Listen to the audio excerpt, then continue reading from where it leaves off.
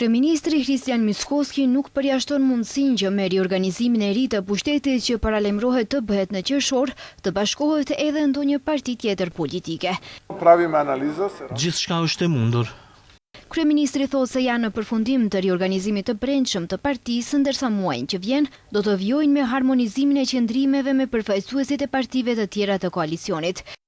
Jemi në përfundim të riorganizimeve të brendshme partijake, pret që ta kryejmë këtë muaj dhe në qershor të përkushtohemi në harmonizimin e qendrimeve për atë se si do duke qeveria. I pyetur sa ka ndonjë emër nga koalicioni i qeverisës që nuk i ka plotësuar pritshmëritë e tij, ajo shpreh se ende nuk kanë bërë analiza të thella, por ai dhe kabineti i tij kanë disa indikacione. Megjithatë, detajet i let i shpalos në muajin qershor. Ndërkohë, i pyetur për deklaratën e ministrit të politikës sociale Fatmir Limanit edhe një ditë më parë se i ka ndarë me kohë punët me Vlenin, kryeministri u përgjigj që kjo pyetje duhet adresuar te Vleni.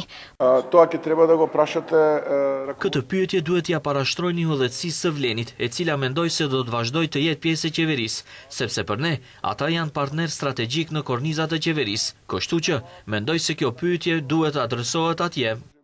Pasi lideri i partisë së Limanit, Bilal Kasami, kishte shprehur haptas pa kënaqësi nga angazhimi i tij si ministër, kryeministri Kristian Mickoski pati dalë në mbrojtje ministrit Limani dhe pati thënë se ai është kreu i ekzekutivit dhe vendimet i merr vetëm ai.